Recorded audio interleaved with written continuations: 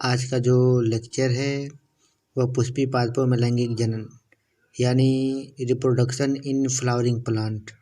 अब ये flowering plants क्या होते हैं? फ्लावरिंग प्लांट को हम एंजियोस्पर्म कहते हैं, यानी ऐसे पादप जिनमें फूल लगते हैं।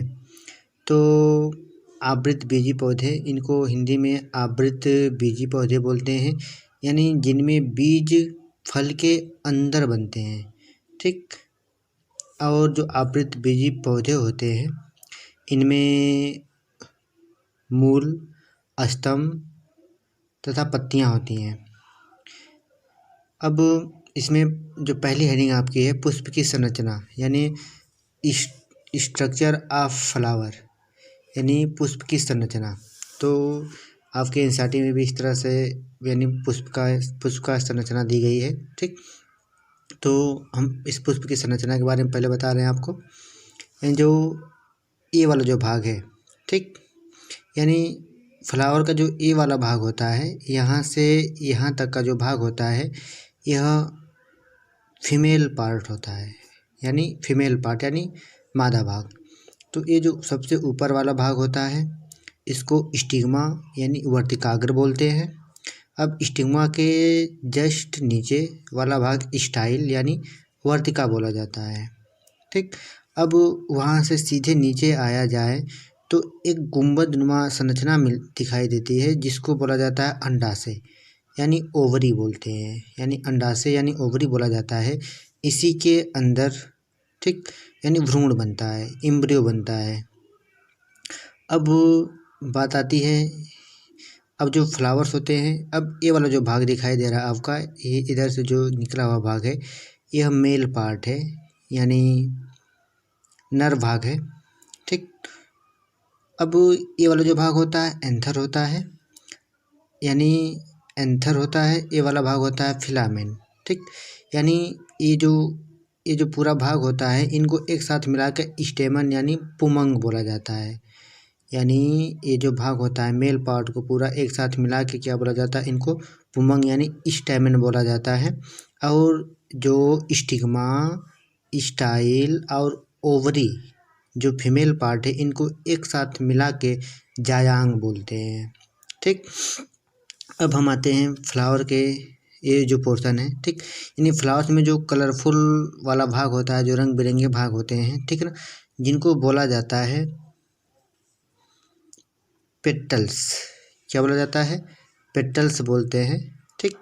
अब जो पेटल्स होते हैं, पेटल्स बहुत सारे होते हैं, लेकिन अब इनको एक समूह में बोला जाए तो कोरोला बोला जाता है, कोरोला। ठीक ना।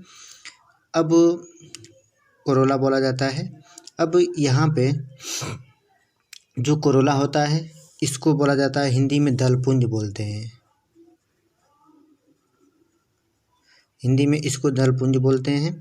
अब ये जो नीचे वाला भाग होता है जो लगभग 5 के संख्या में होता है या बहुत पौधों में 4 की संख्या में होता है, जो बिल्कुल हरे रंग का होता है, जिसको बोला जाता है सेपल्स। क्या बोलते हैं इसको? सेपल्स बोलते हैं। अब जो सेपल्स होता है, अब पूरे सेपल्स को एक साथ मिला के बोला जाता है कैलिक्स। क्या बोलते हैं इसको? कैलिक्स बोलते हैं। और जो कैलिक्स होता है, ठीक, यानी कैलिक्स के हिंदी में बोला जाता है बाह्य दलपुंज। कैलिक्स को बोला जाता है हिंदी में बाह्य दल पुंज बोला जाता है। ठीक। अब ये वाला जो भाग है जहाँ पे बिल्कुल जो पुष्प का यानी मेल और फीमेल पार्ट पूरी तरह से स्थापित होता है, विराजमान होता है, उस भाग को बोला जाता है पुष्प आसन। उस भाग को बोला जाता है पुष्पासन। इंग्लिश में इसी को बोला जाता है थैलमस। और जिस पार्ट के द्वारा, जिस भाग के द्वारा कोई भी फ्लावर यानी किसी भी स्टेम से जुड़ा होता है उसको पेडिसिल बोलते हैं। ठीक, उसको पेडिसिल बोलते हैं। अब बात आती है कि किसका काम क्या होता है इसमें। तो पहले बात करते हैं हम स्टिग्मा के। ठीक। तो जब कोई भी मेल पार्ट चलता है, ठीक, जब कोई भी मेल पार्ट यानी चलता है तो सर्वप्रथम वह फ्लावर के फीमेल भाग के वर्तिकाग्र पर पहुंचता है। ठीक। अब वर्तिकाग्र के पहुंचने के बाद यहाँ पे कुछ वक्त तक ये रुकता है, फिर यह वर्तिका यानी स्टाइल के रास्ते से होते हुए सीधे ओवरी तक आता है। ठीक, अब ओवरी में आने के बाद इसी में पाया जाता है एग होता है। ठीक ना, यानी अंडकोशिका होती है जिससे मेल पोर्शन आके निषेचन करता है और भ्रूण बनाता है। ठीक, अब आते हैं इस पे एंथर। जो एंथर होता है, ठीक, इसमें बहुत सारे जो एंथर होता है इसमें बहुत सारे परागकण पाए जाते हैं। जो एंथर वाला भाग है इसमें बहुत सारे परागकण होते हैं। ये वाला जो भाग है, इस भाग एंथर और जो फिलामेंट जिस भाग से जुड़े होते हैं उसको बोला जाता है कनेक्टिव यानी संयोजी। और ये जो डंठल नुमा भाग दिख रहा है, जो स्टिक नुमा भाग दिख रहा है, इसको बोला जाता है फिलामेंट। ठीक, अब आते हैं ये जो हमने बताया था कि जो कोरोला यानी जो दलपुंज होता है, जो कलर वाला भाग होता है फ्लावर का, यह खास करके ये जो इंसेक्ट होते हैं उनके अट्रैक्शन में ये हेल्प करता है।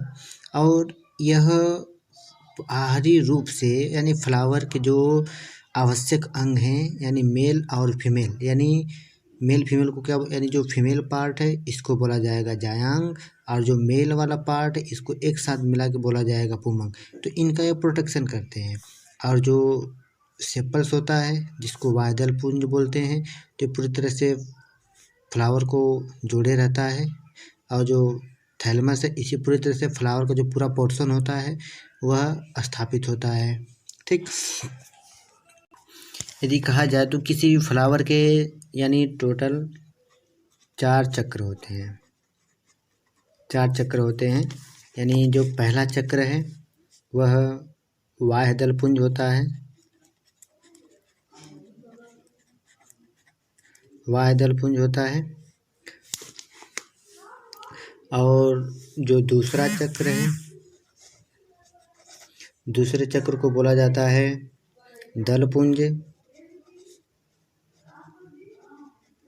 दलपुंज यानी इसको बोला जाएगा कैलिक्स और इसको बोला जाएगा कोरोला।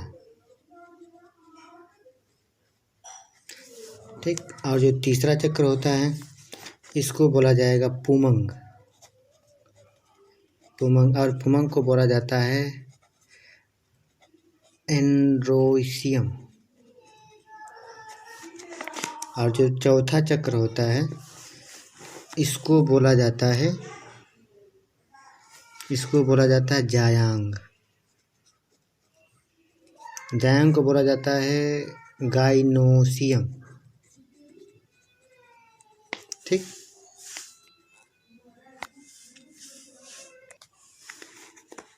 अब इन दोनों चक्र की बात करें, यानी जो पुमंग है और जो जायांग है, इन दोनों चक्र को बोला जाता है। ठीक, इन दोनों चक्र को एक रूप से बोला जाए तो ये आवश्यक चक्र होते हैं। इनको आवश्यक चक्र बोलते हैं। अब इनको आवश्यक चक्र क्यों बोला जाता है? क्योंकि किसी भी फ्लावर में यदि मेल और फीमेल को हटा दिया जाए तो फ्लावर में कुछ नहीं बचेगा। यानी इनके द्वारा किसी फ्लावर की जो जनरेशन है यानी जो पीढ़ी आगे नहीं बढ़ सकती।